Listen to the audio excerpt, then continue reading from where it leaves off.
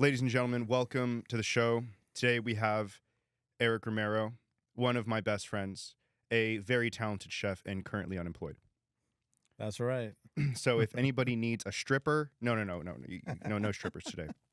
But Eric, we have a lot in common. Yeah, we do. Yeah, we're both Aries. Mm-hmm. We're both chefs. And only childs. Only childs. Mm-hmm. Only children's is. We're both 34. Mm-hmm. You actually have the same birthday as Hitler. That's right. Yep, 420 Blaze it. 420 Blaze it 69. And we're both complete degenerates. I think if it weren't for our very strong independent girlfriends, we would both probably be driving around in a windowless van, kidnapping pedophiles and turning them into sludge somewhere in an abandoned factory. I agree with that. I definitely agree with that.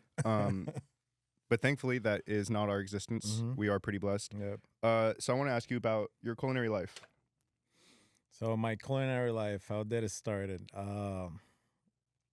Well, let's backtrack a little bit, right? Before culinary, I never thought I was gonna be a chef. Never thought that I was gonna take that route. As a golfer initially, I thought I was gonna pursue that as a career. In college? No, before college. So I was when I was in middle school and high school. That's what I did most of my time. Dedicated my life to like playing golf. That's what I thought I was gonna do first professionally. Then it turned that I wasn't good enough to be a professional golfer, and I pursued college. When I went to college, What'd you study? What was that? What'd you study? I went to Nova Southeastern University in Fort Lauderdale for 1 year. Okay. That's where I was gonna get my golf scholarship. Okay. That didn't work out. Hurt myself. Went back home to Puerto Rico and kind of decided to do a business degree. That didn't work out. Kind of like quit college. Is that a fun quitting college story? Yeah, it was actually. So I was in a classroom. I think it was an accounting class, and the teacher hands me in the grade. She's like, "Hey, here you go. This is what you got on your test," and it was a D minus, I remember. And I look at the paper, and I was like, "This is not for me," you know. So as soon as I got out of the classroom, I went into the office. Where they do all the admissions and things like that for the university. And I was like, I want to quit. And they're like, why do you want to quit? I was like, clearly I got a D in accounting, you know, definitely not good enough. Can I get my money back? Yeah, I was like, I'm not going to pursue this, you know, like I don't like it. So they hand me in the papers. And as soon as I get back home, my parents get back from work to the house. And I was like, hey, I quit college. My mom was like, all right, you better start working, buddy, you know. Were they upset or were they comfortable with They that? were confused. You know, they were like, how this dude just like quit college all of a sudden? I think they were okay with it as long as I started doing something, you know. And of course, like a couple of weeks after I started working, and I started working at a sports shop, at a baseball shop. Puerto Rico, I mean, everyone that's from there know that the pay is not great down there. So I was working for, I think I was getting paid like $7 an hour, something like that. So I did that for like 4 or 5 months. My parents had a business at the time. I didn't want to work in the business, so they're like, you have to do something. So I did that for 4 or 5 months, and eventually, I got home one day and I was like, you know, I cannot survive with this type of money. Yeah. So I'm gonna pursue a chef career. And my mom looked at me, which we've talked about this. My mom looked at me and laughed at my face, and she was like, "You don't even know how to fry an egg, dude. Like, how do you want to go to?" She's been cooking up for you up until this whole time. Yeah, she was like, "How do you want to go to culinary school?" And my way to convince her was that since a very young age, I always told her that I wanted to own a restaurant, right? So that was kind of my way of telling her, you know, let me just give this a shot and see how it goes. and she agreed. She was like, I mean, we'll support you with whatever you want to do. If that's what you want to do, we're here for you. So after that, I decided to come to the States, and I ended up going to Johnson and Wales University. Funny fact, though, before I keep going with the career choice that I made, on my senior year, I had I think it was a communications class, Mm-hmm. and one of the projects that the teacher gave us was like, you guys have to record yourselves pretending or doing something that you want to be in the future, right? Like, what do you want to chase for a professional career? Obviously, I had no fucking idea. So the thing that I decided to do is like dress up as a Asian chef, and I put like I put like a weird hat on. Started recording myself in the kitchen. My mom, I remember she had like a big wok and a gas stove, and I was like kind of like cooking and like Like doing one of those flamethrowers, like the yeah, jet yeah. engines. But I was clowning around, like I wasn't actually cooking. I had no idea how to do it, but I was pretending to be a chef. And moving forward, that's what I am now. So it's kind of crazy how things work, right? So going back to it, I went to Johnson and Wales. Did 4 years, 2 years of culinary Where is that? in Providence, Rhode Island. Okay, But they have different. that's different from Puerto Rico. That's Very cold. very different. But they have different. They used to have a campus in Miami, campus in Providence, one in North Carolina, and one in Denver. I picked the one in Providence, which is like their main campus. Mhm. It was the biggest one. I had a friend that was going there for criminal justice, something like that, and he was like, "Hey, dude, you should come check it out and come to culinary school." Yeah. So that was another thing that made the move. I was kind of like trying to escape home at the same time, Yeah. and that's what I did. And I ended up there for 4 years, did a business degree, and then did 2 years of culinary arts. Do you remember your first job out of culinary school? It was kind of like yeah, I do. It was definitely a blackout. Like culinary school was really tough because it was a combination of like, I mean, of course, in Puerto Rico we study English, but my English was like very fresh, like kind of timid, and then you have to learn the kitchen lingo, which is a completely other. It's almost like a language itself. Yeah.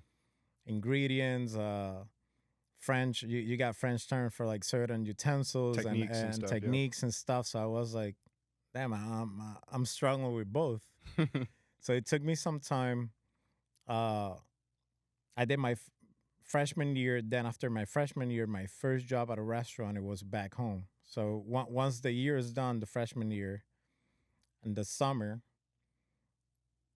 I went back home, and I was like, I have no real kitchen experience, right? So I decided to work for a chef that just opened up his very small restaurant. Shout out to Carlos Portela. I'll tell you his story now in a bit. But decided to go work for him. He was like, I remember I went with my dad, and he was like, "There's a chef that's opening up a restaurant in town. You should go check it out, and maybe try to work in his kitchen." So I go with them. No resume, no nothing. Probably in a pair of shorts and You got a degree though. yeah, and some messed up shoes and weird T-shirt. And I knock on his door, and I'm like, "Hey, are you hiring any cooks?" I was probably the second cook he had. He already had a guy that was working with him, a sous chef. He owns a restaurant now in Puerto Rico too. How old were very you? good Like chef. 19, 20? I'm 34 now. I was probably at the time, I think I was 22. Okay. 22. So that's 12 years ago. Knock on his door. He's like, "All right, you have any kitchen experience? You know how to cook at all?" And I was like, I'm in my freshman year in Johnson and Wales. He was like, "Oh, I graduated from there." Sure, come in and let's see. First thing he told me is like, "I'm not gonna pay you anything though, right? He's gonna come in and Classic. yeah, I'm gonna train you, blah blah blah, and let's see how it goes." So that was my first experience. I was with him obviously the whole summer. I learned a lot. It wasn't the the way he designed menus. It was very different for me because he focused on tasting menus. He didn't do a la carte or anything like that. He would create with, How would you explain a tasting menu?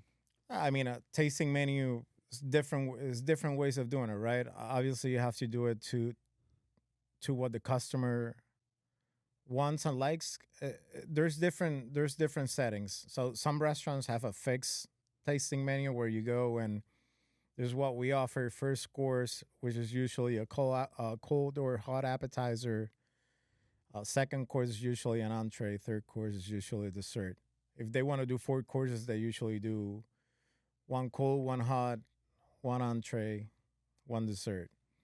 In his case, the way he would manage tasting menus, it was mostly creative, right? So whatever he had, whatever produce he had in the kitchen, he would come up with a tasting menu. He would sit down people and be like, "Hey, so how many courses do you want to do? 3, 6, 9." He will have some things on the menu too that others are like standard and Mhm. what he does, but then the other things he would kind of get creative and play around. And he would go in the kitchen and he's like, "Hey, like make me a risotto, sear me some scallops, do this." The other guy would do some things in the salad station. Desserts, he would take care most of them. So it was kind of like a weird experience because it wasn't a high volume restaurant. It wasn't very busy. It was his first restaurant. Now he got nominated for James Beard awards not long ago. What does that mean? James Beard, who Is that knows? prestigious? Who knows, man? James, it's kind of James Beard is kind of it's like the Oscars for chefs. You know, it's like how actors in So it's Hollywood have. bullshit? No, I mean, I enjoy more and I like more James Beard than actual Michelin. Yeah. That's my take on because usually James Beard restaurants are more mom and pop shops. You Yeah. know, chefs that are starting off. So for me, it's better to go support a small restaurant like that with a good chef that really cares about what they're doing and you know, and the team too because they want to learn from them. I feel like James Beard, like all the Yeah. chefs I know that do James Beard have been nominated, they're like Mhm. local. All of them. Yeah. So that's what I'm telling you. Like usually Michelin, nobody. I mean, I cannot tell you the story of Michelin because I haven't researched it 100%. But I believe It's it a was. nightmare. It's terrifying. Yeah, but it was started by the tire company Michelin, Yeah. and I think they did it because people was like traveling and they wanted to see, you know, if they made a stop at this place or that place, and it kind of like transitioned into restaurants somehow. I have no idea how it happened. Same thing with James Beard. Nobody knows who are actually the ones that uh, nominate the restaurants or the chefs. Yeah. But I think James Beard at the end of the day is more local, so Yeah. it's something that I would rather support that than a Michelin star restaurant. All right. You know? First course. We got to finish our beers right now. Let's do it. Salud. Salud.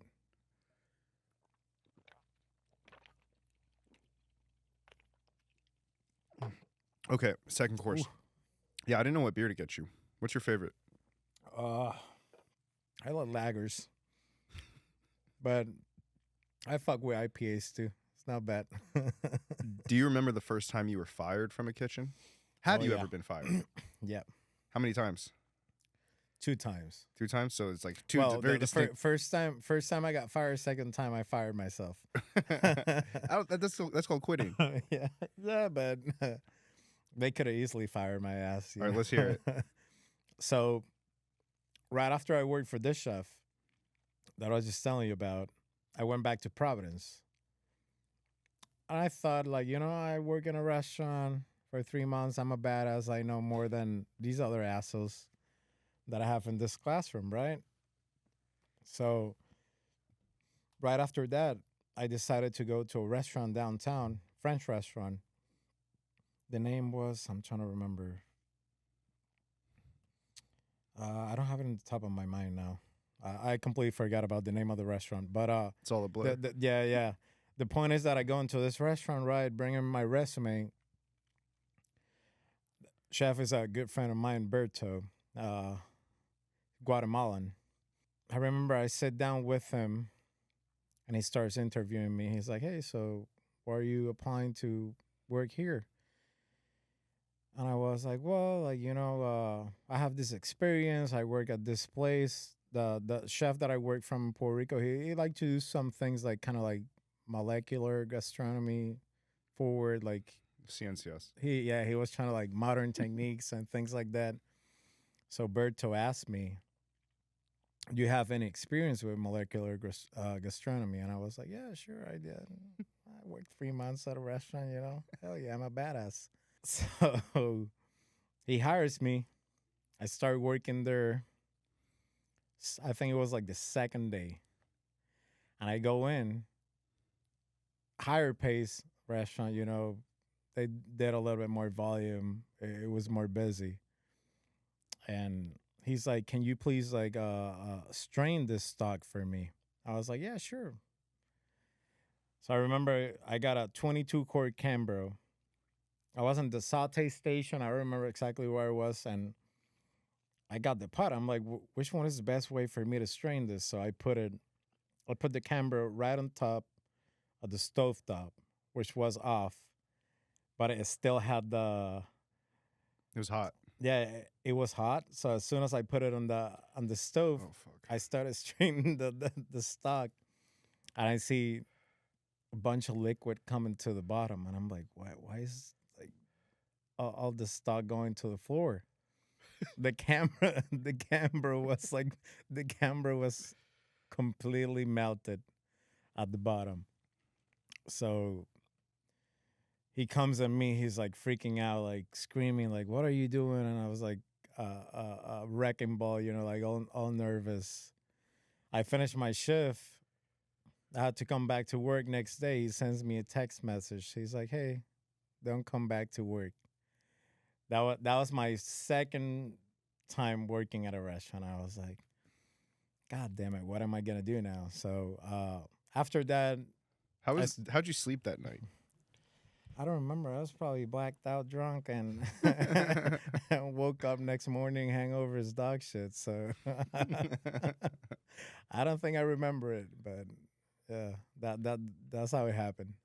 One time at a Vietnamese restaurant in New York, Uh-huh. at D. It was like my first 3 weeks working the garde-manger. And when you work garde-manger, you have to fill the tilt skillet to make the pho overnight, and then they cook it overnight. So, you have the hose, and then I turn the hose on, and I put it in the tilt skillet to fill it up. Uh-huh. And I'm like, oh shit, I forgot something downstairs because it's New York. So I go to the basement, and I get caught up, and I come back up, and I overflow the tilt skillet. I did that one time. And then I did it a second time, like a month later, and one of the cooks comes up to me. He's like, "Hey, man, you can't do that again. We're gonna can your ass." Man kitchens, what can I tell you? What about the second time? Second time, so I was working for this chef in Providence too. Uh, I've been working for him for almost, I would say, like almost a year. Uh, I'm not gonna say the name of the restaurant or anything because the way I did things, I'm not proud Oh of. shit! But I was working with him. I was on the line, man. I remember I was busting my ass. They put me on I was on pasta station. Very, very challenging at first because it was something that I've never done. But I already have worked in a couple places before getting to that point. It was one of the best restaurants in the city. Because you got all the different noodles, all the different All the sauces, different- all the different proteins. I had to make 5 different. I think it was like six different types of pasta. How one many day. covers a night? It wasn't that big of a restaurant. I think they could sit down total in a day, maybe 200 covers to 25. Yeah. But it was very detailed. Everything they did, it was very detailed. So, of course, the amount of work that it took to make it happen. If you were trying to do 1,000 covers, you would need 10 times the amount of employees that you had at that time. Mhm. Very small restaurant. So, like I said, I was working the pasta station. It was very busy. He was a very hardcore chef. Very good, very, very talented. And then the food that he cooked, it was amazing. But I mean, it was a different time in my life, So I'm working in the station, blah blah blah. And I remember at some point, it got really hectic. We had a lot of orders come in. I was like, I got too many pastas going on at once. he comes in the station and he kind of like elbows me, like pushes me to the side, and that like kind of like fired me up, you know. And I remember I went around the corner. I finished all the prep. I set up the station. He started working my station. He had all the things, and I set him up for success.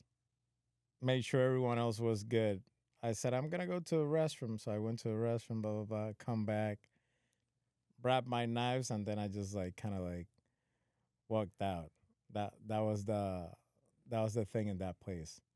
I mean, I learned a lot from that place, but it was a different time in my life. You know, it's not like I I would do that now. Yeah. But that's how it Was that happened. your ego? No, I don't think it was my ego. I just felt like, you know, it was kind of You weren't contributing.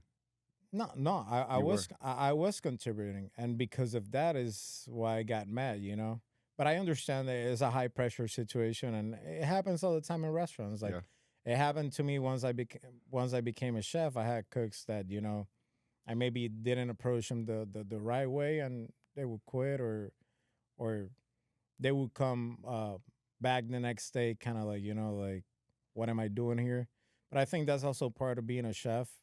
You have to you have to make sure that people feel appreciated too, you know.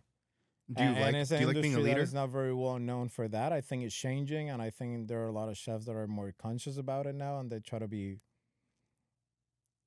a little bit more, you know, like, okay, you made a mistake. Let me teach you. Let me show you how to do it. But when you're in that high moment and the high pressure situation, like you don't think about things, you just want to get it done, you know.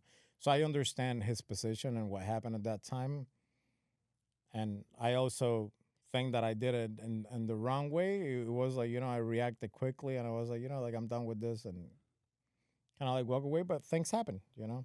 I don't regret it. I don't think he regrets it either. You know that Do you like it's being like in charge of a kitchen?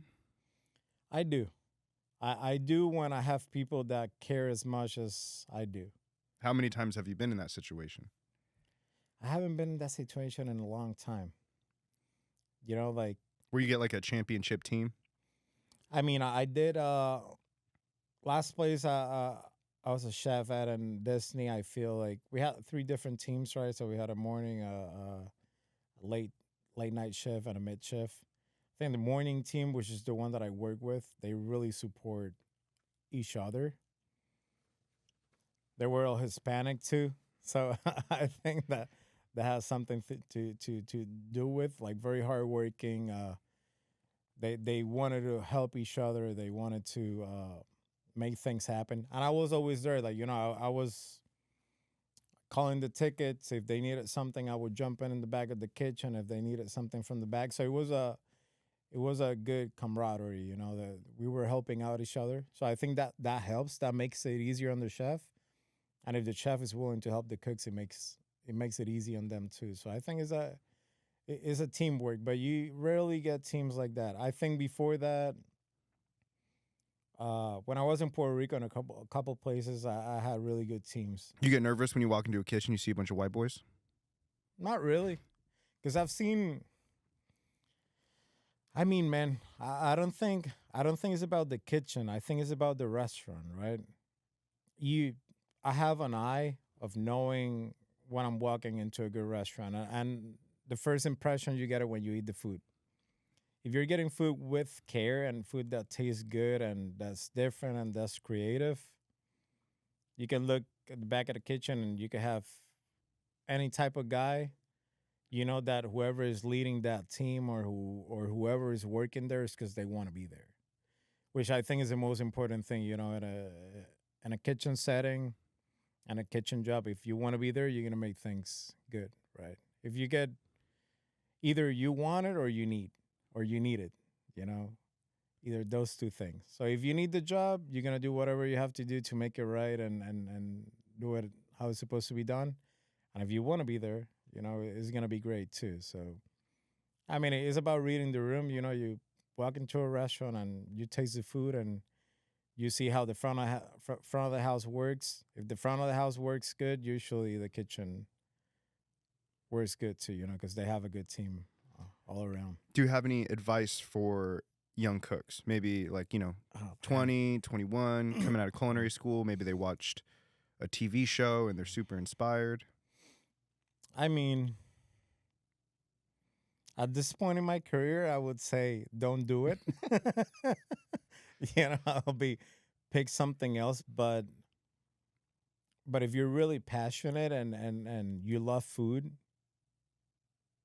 before going into culinary school, I would work in a restaurant. That's the first thing I would do, right? Like feel it out, because going to school, what they teach you, I mean, I'm super thankful for Johnson and Wales. I learn a lot, but the restaurant world is completely different. Like once you get into a kitchen, it's almost like usually doctors and lawyers and any other profession, they graduate. You graduate from medicine school, you go to a hospital, you're a doctor right away. And in kitchens, it doesn't work like that. You go to culinary school 4 years, you graduate, and you're either a garment J guy or a dishwasher. So and every position in the kitchen has an important role, right? But it's not like I did 4 years of culinary school, I graduated, I'm a chef. No, it doesn't work that way. You have to work yourself up until you get into that position, and it takes years of experience and knowledge and wanting. I think the most important thing is like wanting to be better. Once you stop wanting to be better, then it's better to do something else, because it's not a craft that you can learn. You'll never be able to learn everything about it. It takes a lifetime. 12 years into the game, what do you want from it? What do I want from it? I think I'm at an interesting point in my career now. Because you do private chef stuff now. Yeah, I do. I do private chef stuff now. Before moving into Austin, I was working for a family. It was probably the happiest and the most calm I've been in a kitchen environment. It's very different from working in restaurants. It also takes working in restaurants to become a private chef, because if you don't have the knowledge and you don't have the understanding of allergies and how to be creative and how to adjust and read the room, depending what the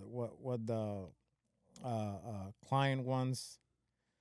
So it's not like you also graduate from culinary school and right away you can become a private chef. I don't think it works that way. It takes times. It takes a lot of time to get to that point. So yeah, I mean the private chefing is great. I don't think I really envision going back to a kitchen unless it's a really unique restaurant and a really unique place. And I think I've been into those places already. I've been in really good restaurants, So, but I think at this point it's not something I would consider. You've graduated. Mm-hmm. Yeah. Not really graduated. I still got a long back. ways to go. But it's about either you want it or not. And I think at this point in my career, maybe I don't want to necessarily go the restaurant route. Yeah. I think there's other options. You don't think you would want your own restaurant? Yes, but not a restaurant. Yeah. Not a restaurant where the restaurant would depend on me or my ideas or my brain to survive. Yeah. I don't think I would take the as much as I love being creative, which I crave it sometimes. Like I get the opportunity to do that anytime, like some events that we've done and come up with menus and ideas. I love whenever we do that, but I don't think I can do it 7 days a week, 365 days out of a year for 10, 20 years. I think it's exhausting, and it can take a tell me shout props to the chefs that do it. It takes a lot of effort. I don't think a lot of people realize when they sit down in a restaurant the amount of work that the people that are behind a kitchen have to do to make it happen. How does the creativity hit you? Does it come in waves? Man, uh, being creative. I think a lot of people think that you get born with being creative. I think you do, right? It depends on what you do. You are a jack of all trades, right? Like every time I look at you, I'm like, Anthony, he does music, he does podcasts, he does a lot of things, and you're creative in your own way. For me, creativity is like in the kitchen. If we're talking like in a cooking perspective, right? I think being creative in the kitchen it takes years. It comes with experience. I don't think it comes with like I remember we had a talk the other day and we were talking about like, hey, like I was telling you about that I work for this chef, and one day I come into his kitchen and I'm like, he tells me everything that you make by itself, it tastes really good. Like this tastes amazing. He will try another thing and he's like, this tastes amazing. It tastes amazing. And at some point in that conversation, I ask him, how do I make a compost dish? And he looks at me and he's like, uh, one day you'll wake up and it will all make sense. And I was like, what is this motherfucker telling me right now? Like, how is this going to make sense at some point? And that's exactly how it happened. I think everything kicked in. That that was in the States when I was working for that chef. When I went back to Puerto Rico, I worked in one more restaurant, and it kind of everything started to make sense. And then towards the end of my time at that place, I started making things home, and I started making things for friends and for family, and they would try it, and they're like, everything tastes amazing. And I would try it myself, and I'm like, God damn it, like this is good. It tastes really good. I feel like sometimes, like when we've done tasting menus in the past, Mm-hmm. I'm like, I don't even want to contribute at all. I Mm-hmm. want to just give you like drugs Mm-hmm. and like And have you just like walk in the forest and just your eyes roll back in your head and you're like, all right, Anthony, I got it. uh-huh. So no. So here's the thing. Going back in years, right? Uh, So, cheers, brother. cheers. So going back, probably like 6 years back to me being in Puerto Rico and becoming a chef at a place down there. When I was in JU, I did an internship at a restaurant in New York. It was a one Michelin star restaurant, Italian restaurant. I remember I was kind of like the same situation that I told you about the restaurant I worked at, and I strained the soup and went down. But in that place, I was a little bit more polished. I was more experienced, but it was a bigger scenario. It was a one Michelin star place, more serious, more structured. Uh, I used to go back to my apartment, like straight up, like when I couldn't sleep. Like my brain was like, while I was like sleeping, I was like cooking, like literally like, and I would have to wake up in the middle of the night and like write ideas down, because it was the only way that I could kind of like fall asleep. And it was torture because I was like, I'll wake up next day and I'm like, I'm so exhausted because my brain was like You just going did a whole all shift. night. Yeah. Like, same thing. Like, we've talked about it, the bear, very, very, very real Yeah. show in regards to how restaurants work. But going back to that, yeah, like, so I think, like, is what I'm telling you. Like, when you ask me the question, how being creative works, if I wasn't in that position of working in that restaurant and being around food all day, my brain wouldn't be thinking about that and how to create things, how to put things together. So I think creativity it comes with to an extent with experience and doing something for longer periods of time and exposing yourself to fuck up and mess it up and not do it right, and then eventually it gets to a point that everything clicks. So I think that's how the creative process works for me in regards to being a chef. Everything that I do, everything that I cook nowadays, it has an identity of myself, but it also has a history of what I've been through throughout my years cooking, and the chef that I've worked for. Like every dish that I put in front of someone is a reflection of me and some of the people that I've worked for and some of the team members that I've worked for and some of the people that have talked with me about ideas and how to do things. And so it is a it's almost like a like a Bible that you guard within you throughout the years. What do you like to eat now, like day to day as a chef? Do you feel like you're pickier? I love fast food, man. Yeah. You just got to Austin, so I know you've slammed probably a dozen P. Terry's. I love P. Terry's. How do you compare P. Terry's to In-N-Out? It's a big debate They're, right now. they're very different, but they're very similar. I think In and Out is more cleaner, right? But there's something about the P. Terry's burger which has like a balance between being clean and messy, and I like that, because it has a niche in between. I think they're both very good in their own ways. It's like when we talk about barbecue, like barbecue. Some people like this spot, some people like the other spot. I don't think there is the best spot out of all of them. I think it's very personal. I enjoy both. For me, like P. Terry's and In and Out. Uh, I like Shake Shack sometimes too. It depends what I'm in the mood for. But if you put me, I think P. Terry's is now more attractive to me because it's like it's like a new crush type of deal. It's a slutty little burger, dude. We've been trying to figure out how they do those fries. Man, those fries are banging. They're crispy. They're not like the. I mean, the In-N-Out fries are good too. Just You have to eat them right out of the fryer.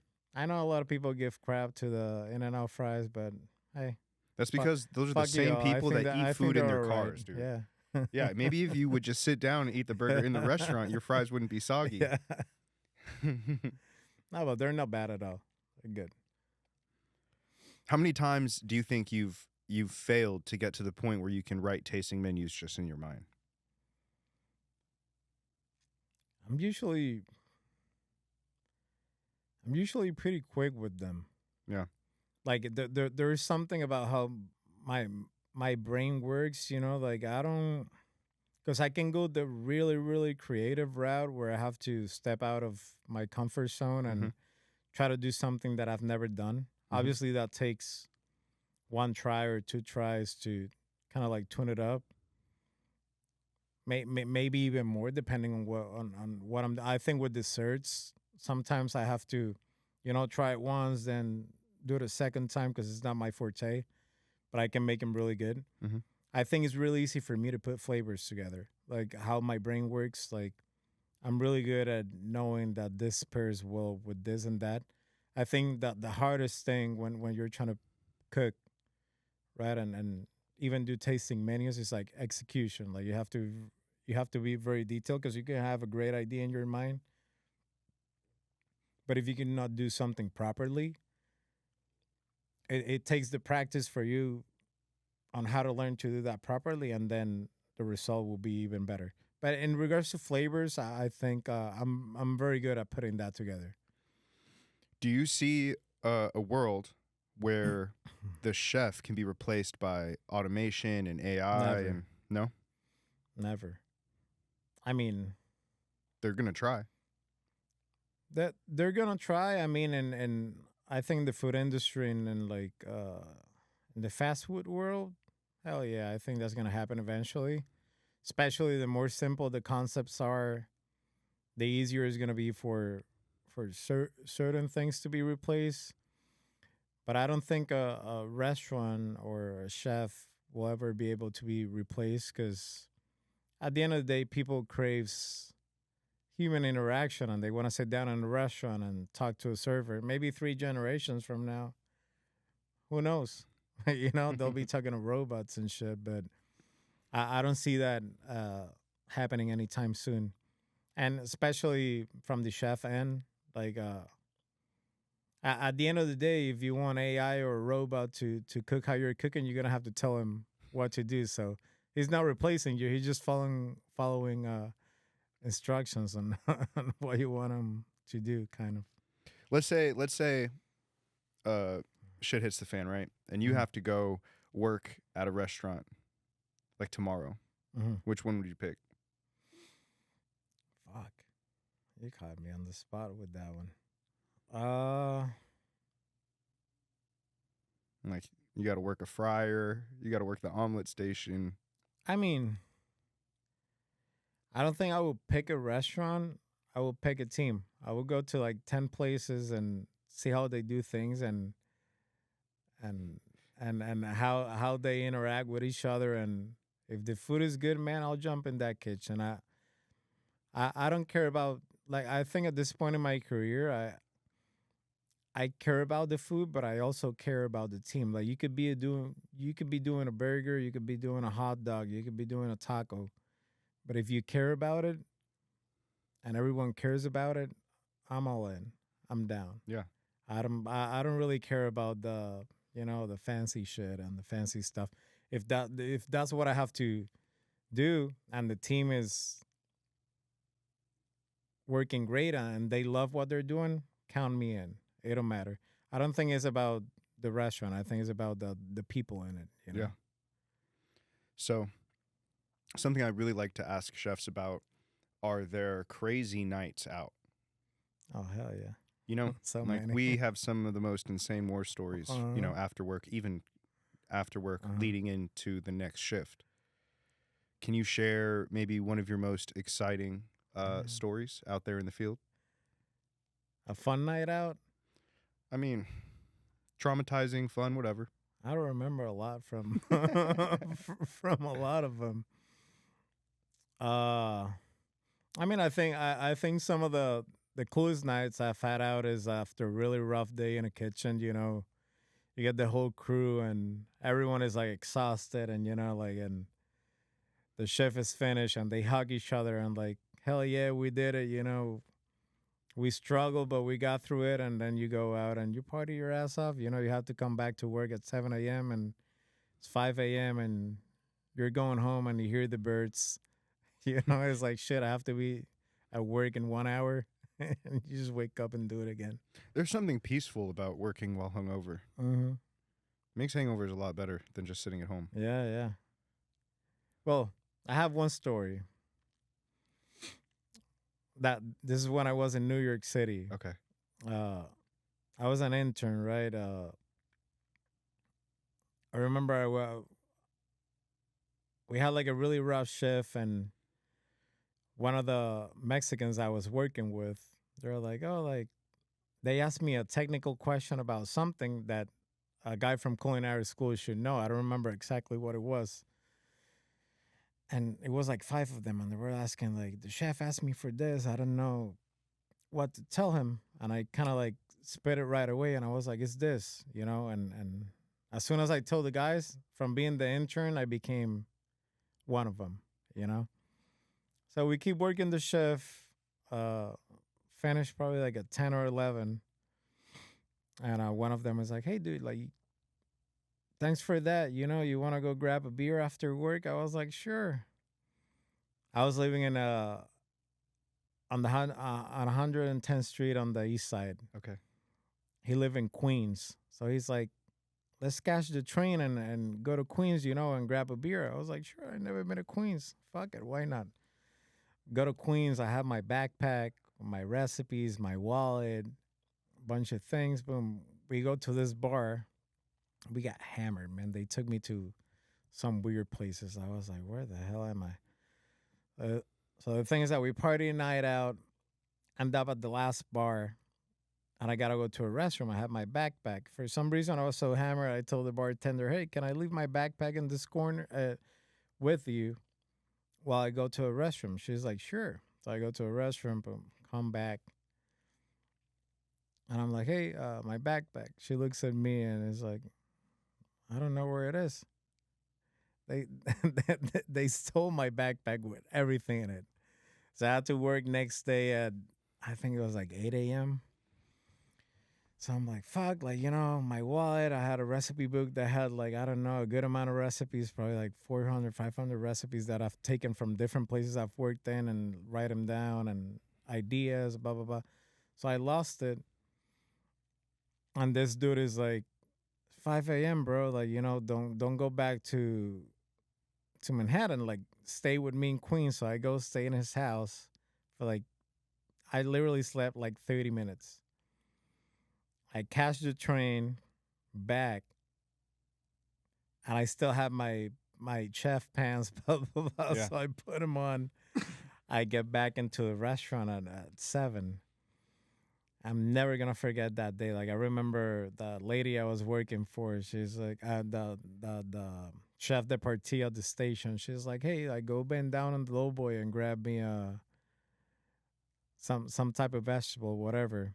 And as soon as I bent down, I wanted to puke my brains out. Like, I felt like I was like all like dizzy and shit. I was like, screw this. Guy I went out with, he was almost a sous chef. He was like the lead line cook in like grill station. Mm-hmm. He called out. He was like, I'm not gonna work. While I was there, I was like, I'm an intern. So I had to be there. But I mean that's just one of many, I had hundreds of nights like that at some point in my life. Why do so many chefs have nights like that? Why is that such a common thing in that industry? Uh I mean, for me, I can only speak for me. I don't think all chefs are like that. I think that's a misconception. Everyone thinks that, like chefs are partiers or drunks. I think a good amount of them are. I think the industry has been changing a little bit. For me, it was the case. I couldn't sleep, man. Like, I would get out of the restaurant. You get out of the restaurant at 1 a.m. after all that cleaning and all that action. It's hard for you to go to bed and be like, all right, I'm going to close my eyes. Like, see, it doesn't happen that way. So for me, it was like, I go grab a couple drinks. I'm a little tipsy. This might help me fall asleep, and it did. So and I'm assuming. I mean, also is a very is a restaurants are very social. You become friends with the front of the house people, become friends with the back of the house people. They become almost like family. So it's normal for you to get out of the shift for like, hey, let's hang out. We got nothing better to do. It's 1 a.m. Am I gonna go home? No, it's a Saturday night. Everyone is out having fun. Might as well just enjoy life and do something outside the restaurant when you've been caged for what, 12, 13 hours. Have some freedom. Do you cook for your family now? Uh Rarely. I do sometimes. I do sometimes, but everything I like to cook at home is like very simple, very simplistic. I don't like to, go the route of very creative. I think at this point in my life, I just like to cook stuff that's a little bit more healthier. Makes me feel a little bit more better. Because if I was gonna cook how we cook in restaurants, I'll be throwing hella butter and salt and spices and oils and shit. So I don't want to eat that myself every day. Yeah. So if we were doing like a tasting menu tonight, Mm-hmm. all right, we're cooking for probably, some guy that just moved here from Northern California, Mm-hmm. drives a Tesla. Mm-hmm. He wants 5 courses, maybe. What do you think we'd have to cook for him? 5 courses like that. Let me think. I will probably do cold app. I will do a grilled calamari Caesar. I will get some Oh, shit. Caesar. Fry some calamari, cure some egg yolks. Kind of like rustic. Like warm Caesar, but you grill it and then cool it down. That'll be the cool appetizer. Warm appetizer, I will probably do. Let me think. Call me on the spot, buddy. Let him cook. Let him cook. I'll probably do some soft shelled crabs, romesco, hazelnut, uh, some arugula on top. Keep it like rustic, kind of like in the same type of like route. Then Mhm. if we're gonna do an entree, I would probably do I think a risotto, some type of fish, maybe some scallops. Uh, Depending on the season that we're in. Mm-hmm. Uh, to give another option, beef. Keep it simple, but very, very well executed. Mashed potatoes, a steak, nice demi, maybe some uh, macerated blueberries or something. You know, kind of like made the demi, like a little bit like sweet on the sweeter side. Mm-hmm. And for dessert, I think I would retry the one that we did in Vegas, the cinnamon roll that had the foie gras. Bro, that shit The was foie gras. fucking sane. Yeah, the foie gras. Okay, can you say very clearly what that menu item is into the microphone? I don't remember how I came up with the idea, but I remember at the time uh, I was into cinnamon rolls. So, so for some Big reason, cinnamon roll kick. yeah, I was like in a cinnamon roll kind of like, roll. And I was like, yeah, so I kind of thought about it and I was like, how can I make a cinnamon roll like, like savory, but at the same time, like as a dessert? Bro, can you make that soon? Yeah, we can try it again. Holy So fuck. so it was a cinnamon roll. I did a pear mostarda, which I got some pears. I dehydrate them, then I kind of like repurpose them and add some vinegar and water, and some mustard seeds, shallots, garlic. I remember what else they had in it. Sugar, obviously, and kind of made like a jam, like a pear jam. And then I got the foie gras, and I did the cream cheese with foie gras. Kind of like you cook the foie gras, then like infuse it in the cream cheese. My mouth is fucking watering right now, That dude. that was kind of the concept behind. It was a very expensive dessert, you know. Foie gras is like How much would you charge for like 10 people to have that tasting menu? that tasting menu. I mean, it depends. I mean, if you're doing 5 courses, I wouldn't charge anything less than between 150 to 175 per person. You know, with 5 courses, you don't go to any restaurant, sit down and eat 5 courses. If you sit down at a restaurant and they do 5 courses, the portions are really small. I would do maybe You a gotta go little in bit and out. bigger. Repeat Terry's Yeah, after. yeah. So I mean, anywhere between 150 to 175 probably per person. Dude, I need you to make those cinnamon rolls like soon. We gotta try them again. Yeah, people don't know about that. Yeah, yeah. And that was just Those- off the dome. You'd never seen that before. No, those, I mean, Watching you cook sometimes is like watching Jimi Hendrix play guitar. You're just like, what the fuck is this guy doing? and nobody knows about me. You know, Yeah. just that just tells you how much talent is out there too that people haven't heard or haven't tried their food. I mean, exposure is a very important thing. I'm not like one thing with me, you know, like I'm not super big in social media and like No. I don't like to I barely take or rarely take pictures of my food, which is something I should probably change. There's something eventually. about a lot of the guys in our generation, we Yeah. find like making content like Yeah. annoying. Yeah. Because it's not like it wasn't necessarily the world we grew up in, Mhm. but now it's super important to constantly spam the world with your shit. I think it's all about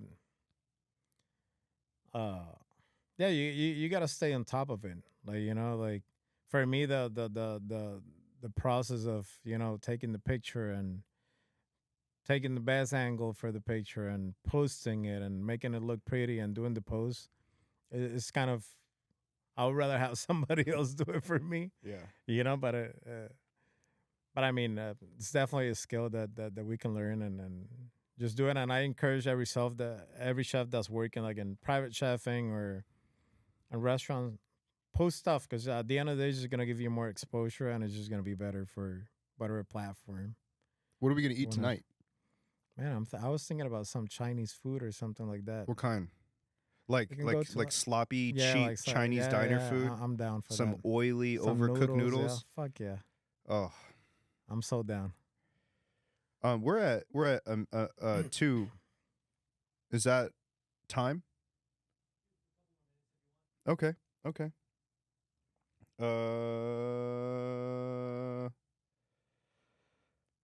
What else you got, buddy?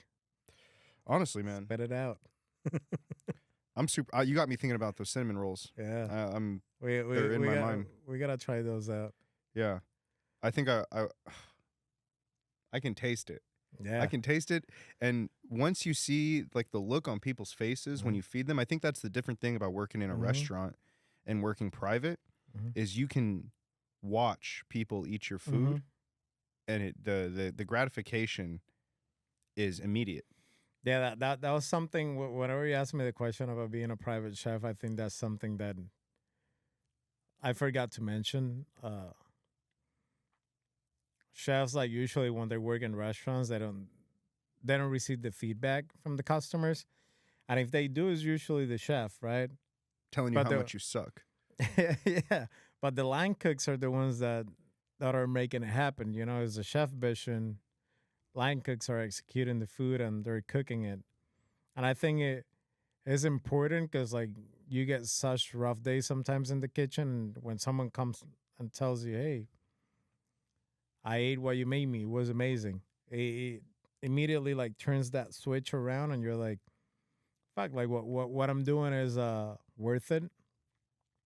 So I think when you're a private chef, you get to experience that one-on-one connection with the principal or the client, and it feels more.